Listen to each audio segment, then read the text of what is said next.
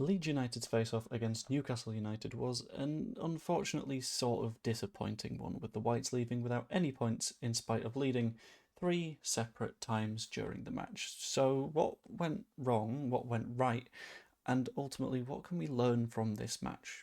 Just to warn you, if I'm a little bit frazzled, I have just recorded a video on Illan Melié's potential move to somewhere. You can watch my video from earlier to find out. Oh my god, I'm doing a plug. And if you can see me consistently looking down, it's because I've got a bunch of notes that will be very, very, very beneficial to me throughout doing this. So, let's get into it all, shall we? Because, for me, this was a match that was ultimately defined by its errors on both sides of the pitch. We can't sort of ignore that. Leeds United pulled ahead initially because of a loose, sloppy pass. Following that, the penalty that we scored was because of a handball, and that is an error. We'll say that for Brendan Aronson a little bit later too. Brendan Aronson's second goal, I think, doesn't really come from an error, but for the most part, this is a match of players making mistakes that causes an otherwise incredibly sound structure to break down. Both teams were incredible defensively for the most part, and then the structure kind of fell apart a little bit. But something that I really, really want to go through is all of the goals against Leeds United from this match, because I noticed a little bit of a pattern. And I noticed that when it comes to Leeds United Twitter, it's very often a case of we'll find one person and do a dogpile. And annoyingly, Daniel Farke has done the same thing and picked the same player for his dogpile, which I feel is a little bit unnecessary and it's not the best of leadership. But we need to go through all of the goals, find who made the mistakes, and ultimately sort of establish what the issue is. And this is the first one. The first time that Leeds United conceded in this match. And for me, it comes down to one person. The ball has bobbled in across. Pascal Stroke has made a little bit of a move to try and kick it, and he decides that he can't. Doesn't clear the ball, and it's a pretty damn easy tap in. I've got little screenshots for all of the goals, but this is just one screenshot because it only really needs one screenshot to say, Pascal, you didn't really do well enough there, buddy. Do a little bit better next time, and then maybe we'll be more okay. So, 1-1, fine. Leeds United score again from the penalty. 2-1. Joe Linton throws himself on the floor. He's a bit of a tosser. Gets himself a yellow card.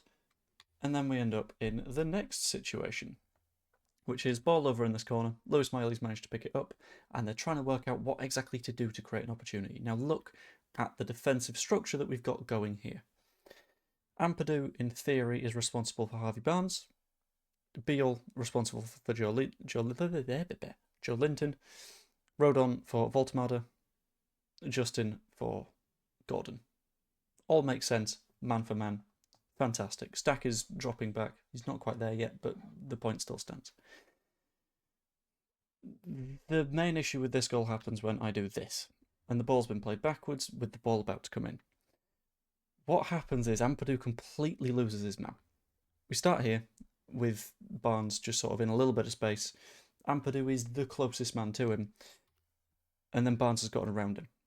The issue that stems from this isn't the fact that Barnes is about to do something dangerous, it's the fact that Beale has seen that Barnes is in space, and he knows that Barnes is a dangerous player because Harvey Barnes against Leeds United, only one thing can happen. So instead of sticking with Joe Linton and staying goal side, he hurries across here to cut off Barnes, which would normally be fine if we had a man spare. Issue is, we don't, which means Rodon is left with Voltemade, who is a dangerous player in the air, and Joe Linton completely on his own. With this in mind, Rodon has to pick one of the two to be relatively goal side of, picks the striker because that's his damn man, and it means that Joe Linton has a free header on goal. And ultimately, it ends up 2-2, and that's a pretty damn big problem. I'm not going to go into the handball from Brendan Aronson, just know, absolutely Brendan Aronson's fault, but I still think Aronson was the man of the match. I'm going to get into the positives in a minute. I'm just going through all the sort of dour bits to begin with, and then we'll do some of the positives, a little bit of ref talk, and then where we've got room for improvement and what I think it ultimately means going forwards. But we're going to skip the handball, because the handball, we all know it's handball. And we're going to go to the goal, and we're going to go to the one that was very much Lucas Perry's fault, and I've worked out why. Basically, he didn't give himself time to react at all. When you're a goalkeeper, a lot of what you do is can you see what's happening? Because if you don't see what's happening, you're going to concede a goal. That's almost certain. The issue is, to see where the ball is, Perry has adopted a very, very deep squat here. He's trying to see through the legs, which, fine, cool, you can do that. The problem is, to get down to a shot, well, to deal with a shot, you need to be in more of an upward position. I'll do an example. So when I'm trying to see the ball, chance that I'm just hovering down here, which is like incredibly low. But if I want to save it, can I go wider? I can't go wider. If I want to save it, I will stand up more. I will make a bit of width, and then your knees are still effectively like a little bit springy. You can bob up and down a little bit, but you're not in that deep, deep squat, which is the problem.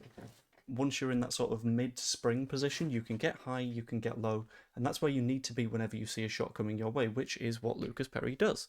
You'll notice between the two, he goes from that deep squat to that ready to save a shot position. Issue being, in this time, the ball's gone from the penalty spot to about the 6-yard line. Because he's been so deep in that squat and because he's not been able to sort of get himself into that springy, I can save this ball position until it's at the 6-yard line, sure, he can get his fingers to it, but that's not enough at that point. He didn't give himself a chance to get enough of his weight behind the ball when it hits him, which means that it's going in the back of the net, which is absolutely Lucas Perry's fault. Let's be completely clear on this one. The 4th goal is on him.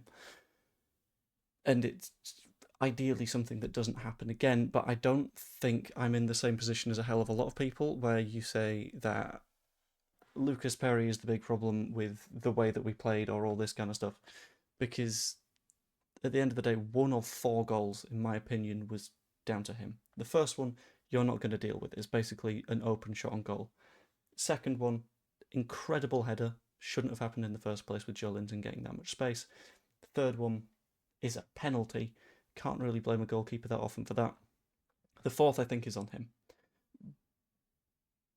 But at the same time, that's one error. Strauch had one error. Biol had one error. Ampadu had one error.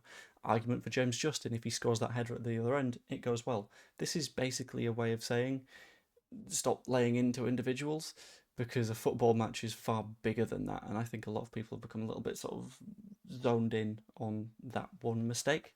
It feels a little bit harsh, but we do have some of the positives and room for improvement, but I'll do that after the referee. I think Theo could have been off. Is it Theo or Chow or something? That centre-back could have reasonably been off. He was already on a yellow card, then he handballs it in the box. There's times where that's a sending off, but it doesn't matter too much. I think there was an argument for Joe Linton potentially being off, considering he dived, got booked for it, and then did a sarcastic applause at the referee. That is always considered dissent, and that should be him off the pitch, and the game massively switches based on that. And it all comes down to the fact that I think the main issue with the refereeing in this match is that he didn't really manage anything. He didn't manage any of the dissent. At no point did he sort of go, no, you're taking the piss now, get a yellow card. And doing that sort of tells them that you can't just continue doing this. And I think at a certain point, the sort of weight of Newcastle voices may have gotten to him a little bit, and he started sort of adjusting his decision making. Again, not blaming the referee, I'm blaming the litany of errors that I've talked through. But there's a potential something there of just do a little bit better next time. But there were positives, and the first of those is the defence, for the most part, outside of those individual errors, was very, very, very solid. There weren't any points where I was genuinely, terrified. Because, well, aside from set pieces, but that's going to happen because Newcastle are a good set piece team. They are also big bastards FC. But for the most part, we limited their ability to create chances. I watch with someone that doesn't watch that much football, and they basically asked, do Newcastle play the same style as we do? Because they're also not shooting when I feel like they should be shooting. But that was just a case of we were holding them out and holding them at arm's length and just saying, you can't have a chance here, which is kind of what you want to see us do. And on the flip side of that, we created a hell of a lot of chances. We had, I think, 14 or 17 shots or something like that, a daft amount of XG. And if you consider the fact that we had a fairly passive lineup with 2 attacking players, that's really, really good. And it shows that those attacking players, which I'll get onto in a moment, are really on form. So DCL, we know is on good form. He's been scoring fairly consistently. This one was a penalty, fine, but you still need to put him in the back of the net. For me, Brendan Aronson was the man of the match from both teams. Yes, made the mistake on the penalty, but the 2 goals that he scored were spectacular, and he was unlucky not to do a little bit more as well, because the balls that he was putting in, just no one getting on the end of them, is a bit of a shame. And this was sort of, the past few weeks has been sort of his breakout. A lot of people towards the start of the season were like, why are we playing Brendan Aronson? I don't think he's that good. He just runs a lot. But now he's added that technical quality to his game a little bit more, and we're really benefiting from it. And I think if he's able to keep that up, to be clear, I still want this to get an attacking midfielder in the window, someone that is able to do something that I will get to in the room for improvement section. But I think there's a hell of a lot of potential in Aronson that hadn't come out in the past. He might be a bit of a confidence player. I don't know. He might have just needed to get to pace with the league. But he's doing really well at the minute, and I'm enjoying it. And then we'll do the room for improvements, because my final positive is also sort of in the room for improvement section. First room for improvement is just control the middle of the park sometimes. This is part of why I want us to sign a midfielder that is presumably attacking minded is the vibe, but someone that can play a 10 and also as an 8, someone that can do both, because you need someone that will just control the tempo of a game in those rougher moments, because the point at which it just became, oh shit, you have the ball, no you have the ball, no you have the ball, makes it descend into chaos a little bit. And recently we've been better when things were a little bit more ordered, a little bit more structured, a little bit more shapely. But that falls apart when we can't get control of the midfield, and neither can they. Having someone like, and I'm going to say his name again, and I'm going to keep on saying his name, Edouard Spurchan, who is very good at that controlling a game, would have meant that that isn't necessarily the same threat today. Didn't happen. A lot of our midfielders were just the same profile. Gruev, defensive midfielder. Stack, defensive midfielder. Ampadu, defensive midfielder. Maybe you bring on Tanaka sooner. I don't know. But someone else that's in that more progressive and tempo controlling mould would be massively beneficial.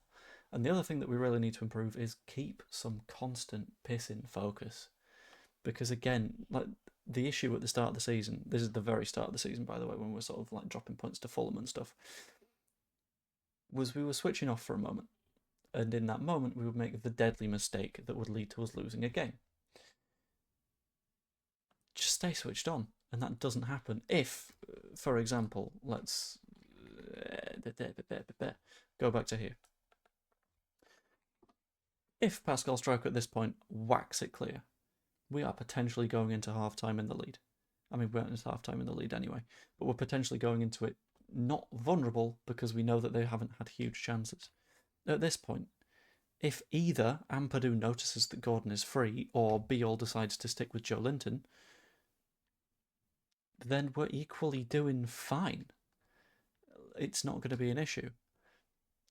Then at this point, if Perry isn't in that deep squat, and if he's ready to actually respond to the shot from 12 yards rather than where the ball comes out at 6, then we're in a far nicer situation, and we at the very least get 1 point out of this, maybe all 3. If Aronson keeps his arms tucked, at that point he's exhausted and he's just flailing a bit. Don't flail. Keep that focus, keep that concentration, because at the end of the day, those individual moments matter.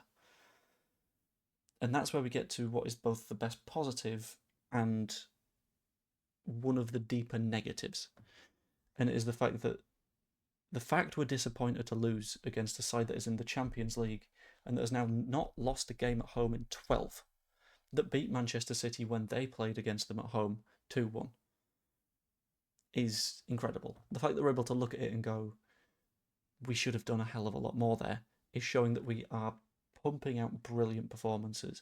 The one thing that I think we need to have caution about is that we cannot allow this to knock the momentum, knock the form, knock the mentality, throw us off our game in any way, shape or form. Because if that happens, we might be back where we were a couple of months ago. So, perfect world, pump Derby, pump Fulham, get that momentum back and show that this was just a blip. Because we deserved more, and we will deserve more as the season goes on. But we need to keep putting in the performances that show that we deserve it. Anyway, this was a slightly longer video than I intended, but I hope you enjoyed it. If you did, pop a like on it, subscribe if you aren't yet, as always, or become a channel member. Channel members are getting this at like 4 in the morning because that's when I'm recording it. But I'm going to put it out for everyone at about 3 in the afternoon, so you get access to a bunch of stuff real early, and it's quite nice. Anyway, hope you all enjoyed, and I will see you later. Toodaloo, amigos.